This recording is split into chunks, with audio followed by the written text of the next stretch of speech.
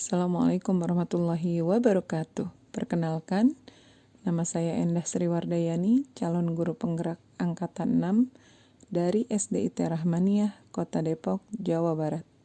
Kali ini saya akan menyampaikan tugas 11A8 di modul 1 mengenai koneksi antar materi, kesimpulan, dan refleksi pemikiran Ki Hajar Dewantara. Kita ingat kembali biografi Ki Hajar Dewantara. Beliau merupakan tokoh sentral pendidikan Indonesia, terlahir dengan nama Raden Maswar di Soreningrat, kemudian dibesarkan dalam lingkungan Keraton Paku Alam Yogyakarta.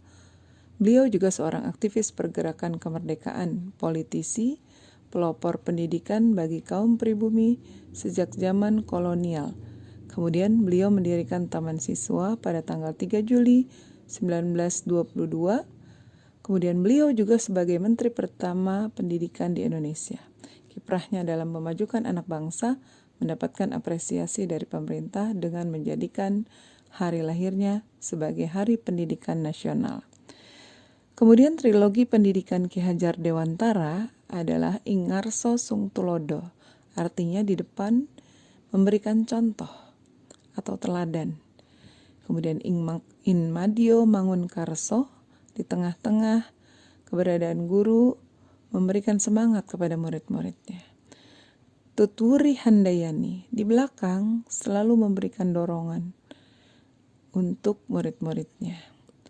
Kemudian kerangka perubahan Ki Hajar Dewantara yang pertama adalah menuntun. Guru menjadi pamong dalam menuntut murid-muridnya. Kedua adalah kodrat alam dan kodrat zaman. Guru merawat karakter siswanya dalam pembelajaran. Yang ketiga adalah budi pekerti. Guru menjadi teladan yang baik untuk siswanya. Yang keempat adalah bukan tabula rasa. Siswa bukan kertas kosong yang dapat digambar sesuai keinginan orang dewasa. Yang terakhir adalah menghamba kepada anak, yaitu menciptakan pembelajaran yang membuat siswa bahagia. Selanjutnya, apa yang saya percaya tentang murid dan pembelajaran sebelum saya mempelajari modul 1-1. Yang pertama, saya menerapkan pembelajaran yang berpusat pada guru, di mana siswa lebih banyak menerima informasi yang saya sampaikan sehingga sumber belajar yang diperoleh lebih banyak bersifat satu arah. Kemudian, lebih memprioritaskan pada kemampuan kognitif anak saja. Jadi pembelajaran hanya diukur dengan evaluasi tes tertulis untuk mengetahui kemampuan siswa secara kognitif saja. Yang ketiga adalah membuat aturan kelas yang membatasi interaksi anak dalam belajar. Saya sangat menginginkan dalam proses pembelajaran yang saya lakukan, siswa itu harus bisa tertib, duduk yang rapi, diam dengan pandangan yang terpusat kepada guru, dengan harapan dapat membuat siswa dengan mudah memahami materi-materi yang saya sampaikan. Yang keempat adalah fokus kegiatan pembelajaran adalah ketuntasan target kurikulum. Saya mengutamakan ketuntasan kurikulum saja karena merupakan hal penting dalam tercapainya standar nilai yang tinggi. Yang selanjutnya, saya memberikan batasan kepada siswa untuk memanfaatkan teknologi dalam pembelajaran. Jadi saya hanya banyak membatasi siswa dalam penggunaan media sosial tanpa memberikan solusi yang tepat. Yang terakhir adalah memberikan instruksi dalam pembelajaran tanpa memberikan contoh. Selama ini saya sering memberikan tugas atau instruksi kepada siswa tanpa membimbing secara penuh, dengan harapan siswa dapat menemukan pemecahan masalah dari diri sendiri atau kawan diskusinya. Selanjutnya, apa yang berubah dari pemikiran atau perilaku saya setelah mempelajari modul 1-1? Yang pertama, pembelajaran menjadi berpusat kepada siswa. Saya berusaha menyajikan pembelajaran yang berpusat pada siswa atau yang lebih menekankan keterlibatan atau keaktifan dan interaksi siswa yang lebih banyak. Kemudian yang kedua, saya memperhatikan kodrat anak dalam menyajikan pembelajaran. Pembelajaran memperhatikan kodrat anak yaitu bermain. Pembelajaran yang disajikan mengkolaborasikan permainan anak menjadi bagian yang menyenangkan dalam belajar. Yang ketiga, memberikan kebebasan kepada anak untuk mengembangkan ide berpikir kreatif, bakat, minat siswa, atau merdeka belajar. Saya sebagai fasilitator fungsinya, yang mengarahkan siswa belajar sesuai potensi, minat, bakat, dan cara belajarnya. Pembelajaran mulai dilaksanakan dengan cara pamong, yaitu dengan cara menuntun dan mengarahkan siswa agar tidak kehilangan arah.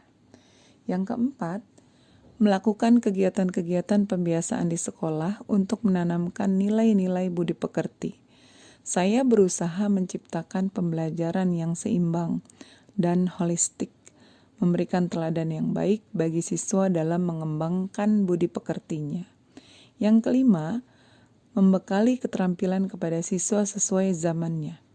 Saya memberikan pemahaman kepada siswa dalam pemanfaatan teknologi untuk pembelajaran dan kegiatan positif, seperti penggunaan internet, LMS, dan media sosial lainnya. Pengaruh dari luar tetap harus disaring, dengan tetap mengutamakan kearifan lokal budaya Indonesia. Yang keenam, membimbing siswa untuk memunculkan sifat-sifat baiknya. Saya berusaha menggali potensi siswa dengan menyajikan pembelajaran yang sesuai dengan karakter dan gaya belajar siswa, berisi gerak, suara, dan kata-kata.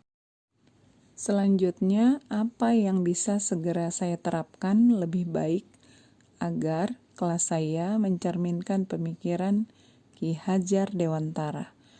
Yang pertama adalah pembelajaran berpusat pada siswa. Siswa perlu merasa aman, nyaman, berharga, dicintai, dipahami, sehingga mendorong munculnya motivasi dan kesadaran untuk belajar. Yang kedua, mengedepankan kodrat anak dengan menggunakan permainan tradisional yang menjadi bagian dalam pembelajaran di kelas. Pembelajaran memperhatikan kodrat anak, yaitu bermain. Bermain dapat diintegrasikan sebagai bagian dalam pembelajaran di kelas. Siswa dapat belajar dalam bermain. Yang ketiga, berkolaborasi dengan siswa untuk mengakomodasi karakter masing-masing siswa untuk mewujudkan keselamatan dan kebahagiaan dalam belajar. Setiap guru adalah murid dan setiap murid adalah guru, sehingga merdeka belajar dapat terwujud.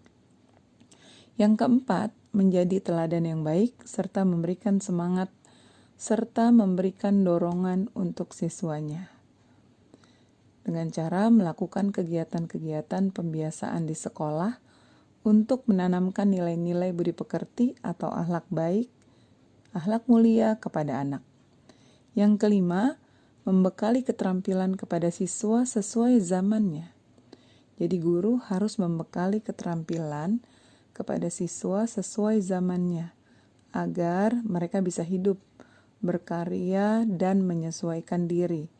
Dalam konteks pembelajaran sekarang, kita harus bekali siswa dengan kecakapan abad 21. Yang keenam adalah memberikan kesempatan pada siswa untuk berkreasi. Dengan cara memberikan kebebasan kepada anak untuk mengembangkan ide, berpikir kreatif, kemudian mengembangkan bakat atau minat siswanya, sehingga terciptalah merdeka belajar. Kesimpulan dari koneksi antar materi kali ini adalah siswa harus dipandang dengan rasa hormat dan menjadi pusat dalam pembelajaran. Kemudian, guru harus menerima macam-macam anak yang berbeda sesuai dengan kodrat dan fitrahnya. Intisari pemikiran Ki Hajar Dewantara tentang pendidikan adalah bagaimana memerdekakan belajar guna mencapai kemerdekaan belajar yang tujuan utamanya adalah menjadikan siswa yang memiliki profil pelajar Pancasila. Demikian, terima kasih. Salam Guru Penggerak.